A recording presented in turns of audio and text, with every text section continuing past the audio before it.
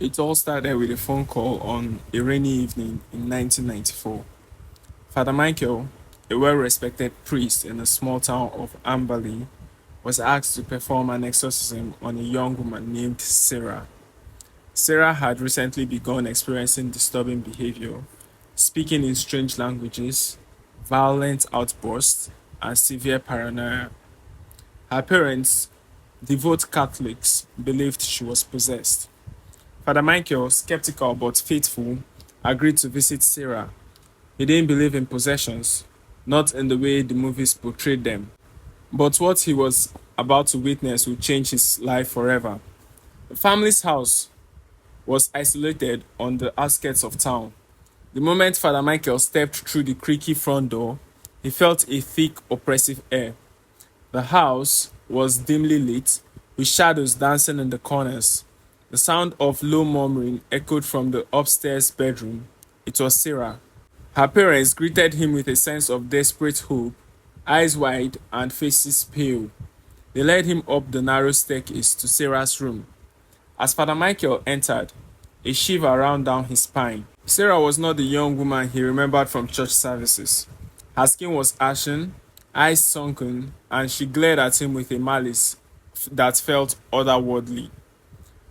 She sat hunched in the corner, whispering to herself in a voice that didn't belong to her, a deep guttural growl. The words, although unintelligible, sent chills down Father Michael's spine. He quickly set up his small altar, lighting candles and laying out his crucifix and holy water.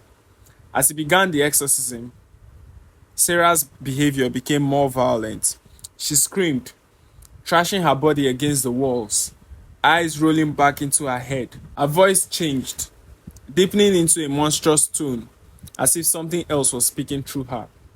Leave her, Father Michael commanded, his voice shaking. In the name of God, I command you to leave this innocent soul. Sarah let out a bone-chilling laugh.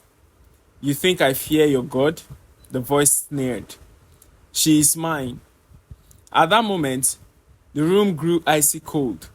The candles flickered, and the shadows in the room seemed to stretch and writhe, almost as if they were alive. Father Michael knew something was terribly wrong.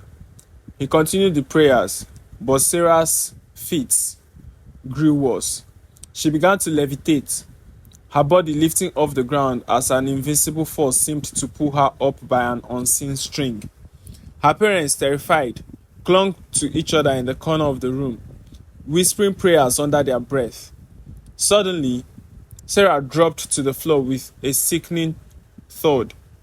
The room went silent. She lay motionless, her eyes closed, body limp. For a moment, Father Michael thought it was over. He approached her cautiously, kneeling beside her. Sarah, he whispered. Her eyes flew open, but they were no longer hers. They were pitch black, void of life. She grinned, showing teeth that seemed sharper than they had been before. With impossible strength, she grabbed Father Michael by the throat and pulled him close. Her voice no longer human. Now you belong to me. Father Michael tried to break free, but it was as if her grip wasn't human anymore.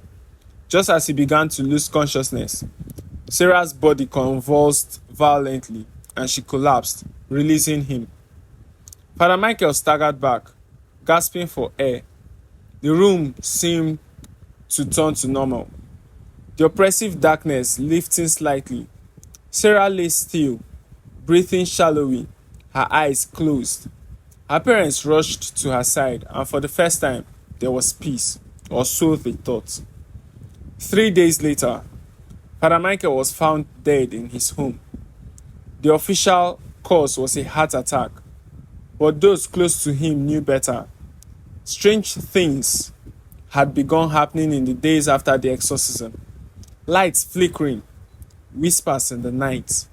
And Sarah's condition had worsened. She had disappeared without a trace. The town of Amberley never spoke of the incident again. But some say that late at night, you can still hear the whispers of Father Michael's failed exorcism and the dark presence that lingered, waiting for its next victim.